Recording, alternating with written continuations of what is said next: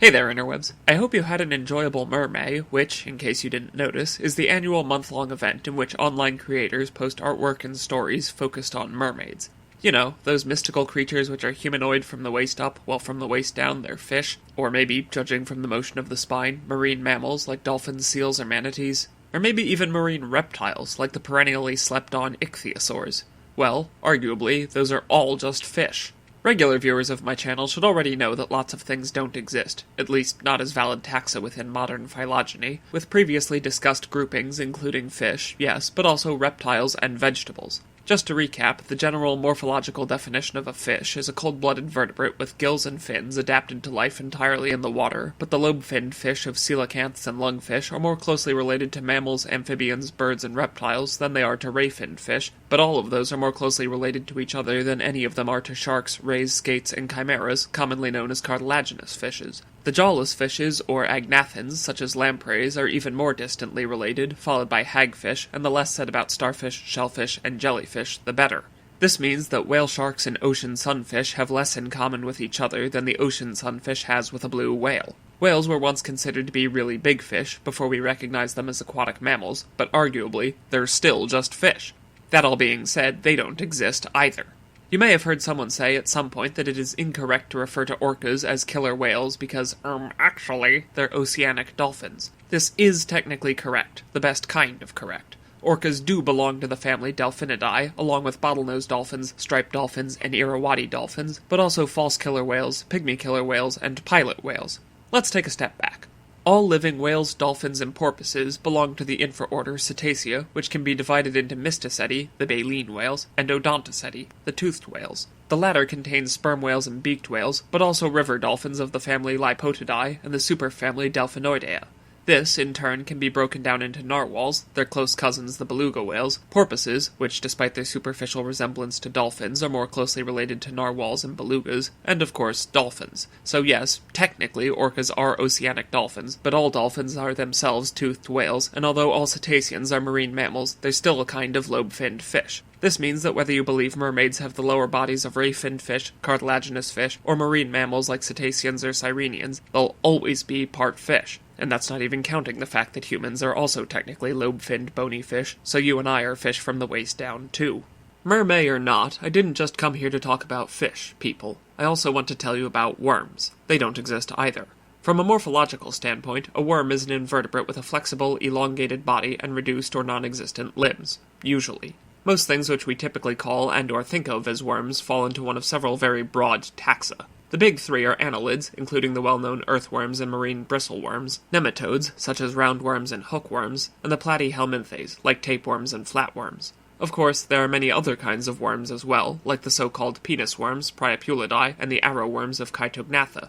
Some worms, like silkworms and inchworms, are merely the larval form of other invertebrates like moths, which also don't exist. Worms needn't be invertebrates, however. The slow worm is a burrowing legless lizard, and ringworm isn't even an animal, it's an infectious skin fungus. Going even further, the toothworm isn't even a real organism, but rather a mythical cause of tooth decay, a tiny worm-like creature that would bore into teeth and nibble them away from the inside out. Obviously, this proposal has since been superseded by the germ theory of disease, but if we're being pedantic, and I am, germs aren't a meaningful classification of organisms either. The term is only loosely defined as pathogenic microorganisms, which covers a broad patchwork of life forms, from bacteria to fungi to protozoa, yet another polyphyletic grouping, to viruses, which may or may not even be alive, depending on your exact definition of life.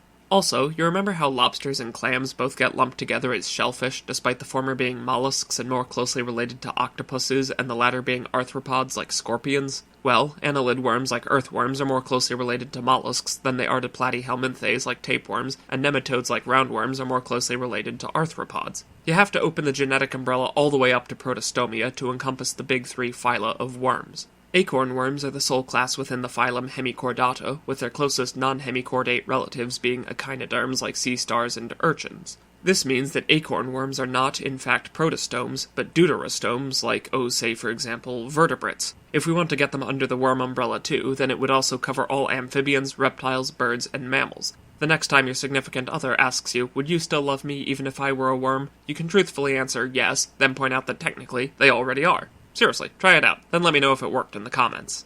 Returning now to mammals, it was once believed that African megafauna such as elephants, rhinos, and hippopotamuses all belonged to a taxon called Pachydermata, meaning thick-skinned in Greek. These days, however, the term pachyderm is used only rarely and almost exclusively for elephants and other extinct elephantiforms.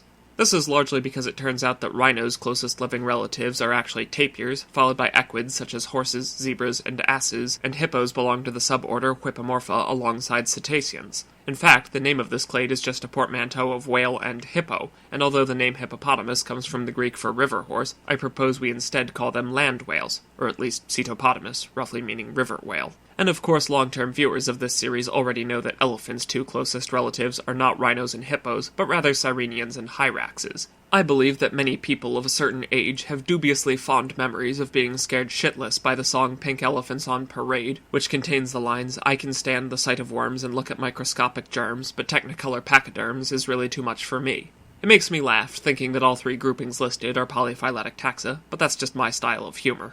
Getting back to that earlier moths don't exist comment, we should discuss butterflies first. The latter are lepidopteran insects of the suborder Rhopalocera. Moths, meanwhile, are defined as all members of the order Lepidoptera that are not butterflies. That's a bit like creating a group of animals defined as all mammals which are not bears, or indeed all sauropsids which are not birds, i.e. the definition of reptiles. Speaking of reptiles, lizards are also paraphyletic, assuming you don't consider snakes to belong in the group. Some lizards, like iguanas, chameleons, and monitors, are more closely related to snakes than they are to geckos and skinks. Altogether, they comprise the squamates, which is one of the major taxa of reptiles, sauropsids, alongside testudines, tuataras, and archosaurs.